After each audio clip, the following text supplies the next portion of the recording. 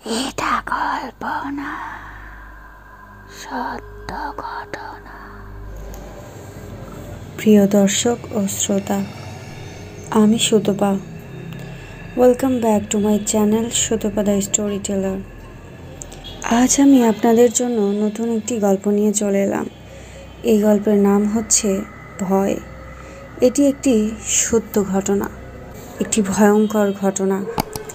ঘটনার প্রত্যক্ষদর্শী হল মেহের আলী নামের একজন অবসরপ্রাপ্ত স্কুল শিক্ষক। ঘটনাটি ঘটেছে ভারতের আসাম রাজ্যের দরং জেলার ধলপুর চরের পাড়ের একটি গ্রাম। চলুন তাহলে গল্পে চলে যাওয়া যাক। সব ভয় হঠাৎ করে শুরু হয় না। কিছু ভয় নিঃশব্দে জন্মায় বাতাসের ফাঁকে, ছায়ার মাঝে, নিঃশ্বাসের অদৃশ্য ভারে। সেই ভয় ধীরে ধীরে শরীরে ঢোকে, মাথার পেছনে ঠান্ডা বাতাস ছুঁয়ে দেয় আর ফিসফিস করে বলে, পেছনে তাকাস না। মেহের আলীর বয়স এখন ৭২। ধলপুর চরের পাশে ব্রহ্মপুত্রর এক ভাঙা ধার ঘেঁষে তার টিনের ঘর। তিনি একসময় গ্রামের হাই স্কুলে পড়াতেন। সবাই তাকে জানে সৎ, ধর্মভীরু ও একঘেয়ে মানুষের মতো। কিন্তু আমি যখন তাকে প্রথম দেখি, তার চোখের ভিতর কি যেন একটা তীব্র ছায়া ছিল, একরকম চাপা আতঙ্ক, যা কোনো সাধারণ মানুষ বহন করতে পারে না। তিনি বলেছিলেন, একজন মানুষ যখন আল মাকসুরকে দেখে, সে আর মানুষ থাকে না। আমি মানুষ নই। ২০০৪ সালের জুন। আসামের বর্ষা যেন নিজেই একটা প্রাণী, গিলে খায় নদী, ঘর, প্রাণ। চরের মানুষ প্রতিদিন জেগে উঠে দেখে কোনো ঘর ভেসে গেছে, কোনো চরের জমি নেই। মাটি কাঁপে, নদী হাঁসফাঁস করে, আর সন্ধ্যার পর বাতাসে ভেসে বেড়ায় এক ধরনের পোড়া গন্ধ। এই সময়ে সক্রিয় হয়ে ওঠে গোলাম হোসেন, এক তান্ত্রিক, যার পোড়া কুঁড়ে ঘরটা ছিল চরের মাঝখানে এক পোড়া জমির ওপর। লোকজন বলে সে রাত হলে উচ্চ স্বরে কিছু উল্টো আয়াত পড়ত। কে যেন বলেছিল সে আল মাকসুরকে ডাকছে। আল মাকসুর এক ভয়ানক জিন, যার মুখ কেউ কোনো দিন দেখে না, কারণ যে দেখে সে আর জীবিত থাকে না। তাকে ডাকার নিয়ম সবার জানা নয়, কিন্তু ত্যাগের মূল্য সবাই জানে। ৩টি খাসি, একটি গরু এবং একটি মানুষের আত্মা। এক রাত গ্রামের এক কোণায় বাতি নিভে গেল হঠাৎ। কেউ একজন বলল, গোলাম হোসেন সেদিন নিজের ছায়াকে পুড়িয়ে দিয়েছে। সে বিশ্বাস করত তার ছায়ার বিনিময়ে সে মাকসুরকে দাস বানাতে পারবে। সেই রাতেই আমি দেখেছিলাম মেহের আলী চুপচাপ মসজিদের পেছনে দাঁড়িয়ে, চোখ দুটো ফাঁকা। সে কাঁপছিল না, দোয়া পড়ছিল না, শুধু ফিসফিস করে বলছিল, সে এসেছে, এবার আর কেউ বাঁচবে না। গোলাম হোসেন রাতের আধারে ৩টি খাসি আর একটি গরু নিয়ে যায় সেই পোড়া জমিতে। তান্ত্রিক চক্র তৈরি করে আগরবাতি না, সব অদ্ভুত কাঠ পোড়ায়, যার ধোঁয়া ছিল কালো, ভারী আর রক্তের মতো গন্ধে ভরা।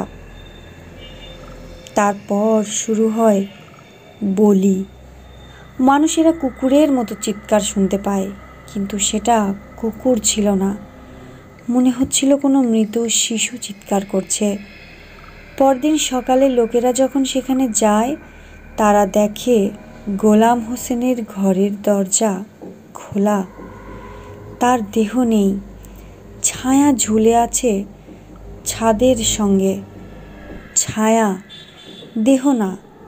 আর উঠানে রক্তমাখা ৫টি পা, ৩টি খাসির, একটি গরুর আর একটি মানুষের, যেটা কারোর ছিল না। মেহের আলী বললেন, রাতটা আমি ভুলিনি। আমি ঘুমোচ্ছিলাম না। জানালার পাশে একটা ছায়া দাঁড়িয়েছিল, পেছন ঘুরে। মাথা নেই, শুধু কাঁধ আর ধোঁয়া মতো নড়ছে। আমি দোয়া পড়তে শুরু করলাম। হঠাৎ একটা নিঃশ্বাস আমার ঘাড়ে, ঠান্ডা, লোম খাড়া করে দেওয়ার মতো। একটা কণ্ঠ বলল, তুই পিছনে তাকাস না, ও এখন তোর পাশে দাঁড়িয়ে। আমি জানি ওটা আল মাকসুদ ছিল। গোলাম হোসেন তাকে শুধু ডাকেনি, মুক্ত করেছে।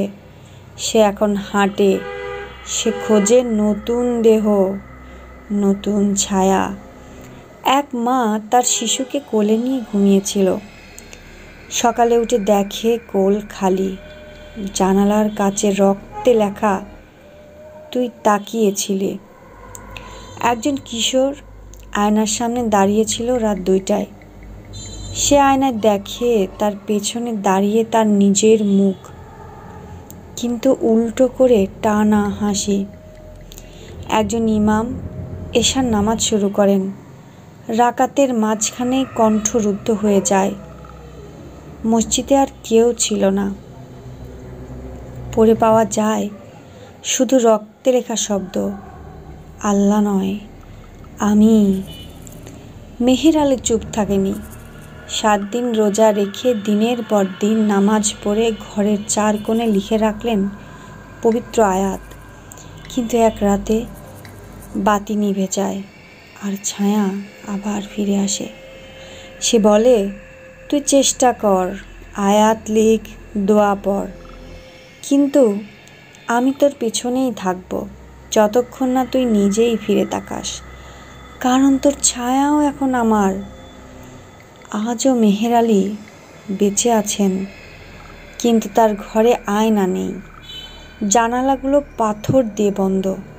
সে কারো চোখের চোখ রাখে না। কথা বলতে বলতে বারবার থেমে যায়, যেন কানে কেউ ফিসফিস করছে। একদিন সে বলেছিল, আমি জানি আমি মরিনি, কিন্তু আমি মরে গেছি। যেদিন তাকিয়েছিলাম আমার ছায়া আমার ছিল না।